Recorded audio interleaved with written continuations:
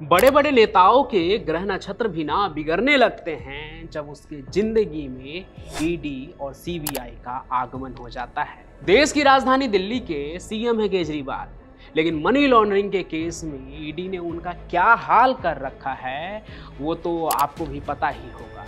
और मजे की बात जो है वो अब सुनिए। बड़ी इंटरेस्टिंग कहानी निकल के आ रही है भारत के बड़े जांच एजेंसी ईडी और सीबीआई के गलियारे से।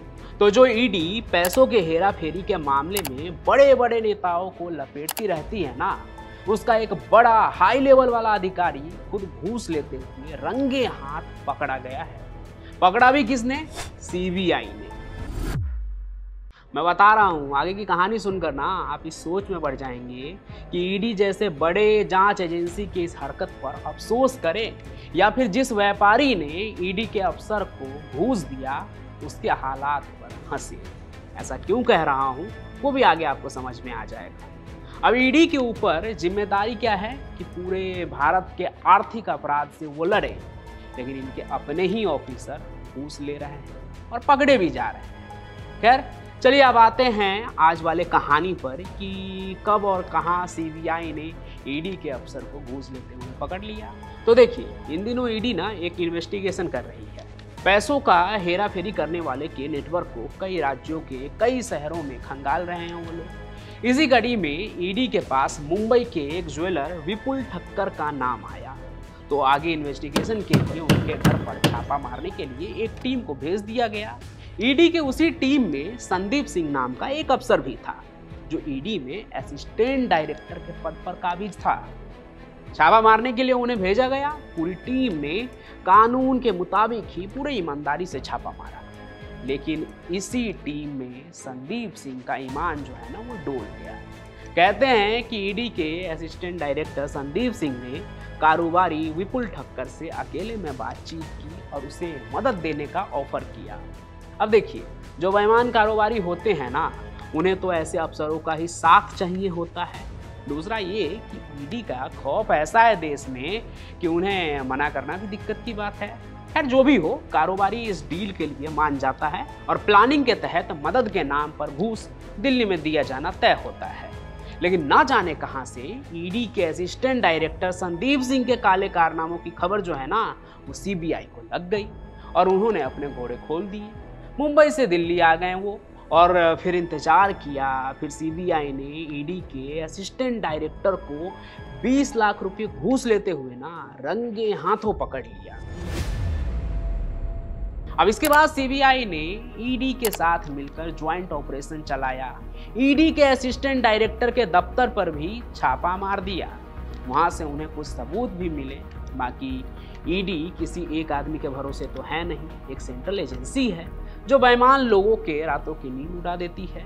और आपको जानकर खुशी होगी कि उन्होंने अपने अफसर को भी नहीं बख्शा। संदीप सिंह को उन्होंने तुरंत सस्पेंड कर दिया और पीएमएलए यानी prevention of money laundering act 2002 के तहत गिरफ्तार भी कर लिया है।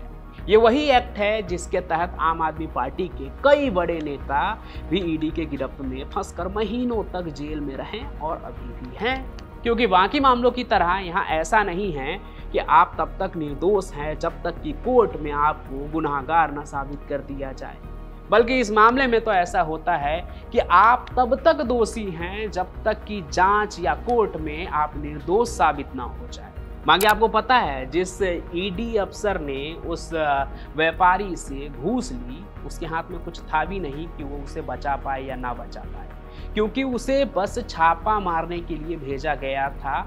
वो इन्वेस्टिगेशन ऑफिसर नहीं था इस पूरे केस में, लेकिन उसने उस व्यापारी को अच्छा बेवकूफ़ बना दिया। एक तरह से मदद के नाम पर उससे घूस लिया। लेकिन आखिरकार ईडी का जो वो अफसर है संदीप सिंह, वो भी पकड़ा गया, गिरफ्त में है।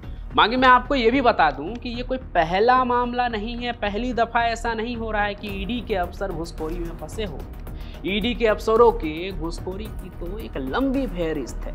पिछले साल नवंबर से लेकर अब तक के बीच ये तीसरा केस है जिसमें एक ईडी अफसर को घूस लेते हुए पकड़ा गया है। दिल्ली एक्साइज पॉलिसी केस से जुड़ा वो न्यूज है, एक आप सर्च करके देख लीजिएगा। आपको पता चलेगा कि ईडी में एक और असिस्टेंट डायरेक्टर हैं, उनका नाम है पवन खत्री। दिल्ली के शराब नीति मामले में आरोपी थे एक व्यवसायी अमनदीप सिंह ढल। उनसे 5 करोड़ रुपए रिश्वत लेने का उन पर आरोप था और ये मामला भी जो है ना वो सीबीआई ही देख रही है। कुछ समय पहले तमिलनाडु सरकार के विजिलेंस और एंटी करप्शन विभाग ने भी ईडी के एक अफसर अंकित तिवारी को 20 लाख की घूस लेते हुए पकड़ा था। ये अफसर मदुरई में सब जोनल ऑफिस में पोस्टेड था और उसने किसी से 51 लाख रुपए की घूस मांगी थी। अब बात करते हैं नवंबर 2023 की भी।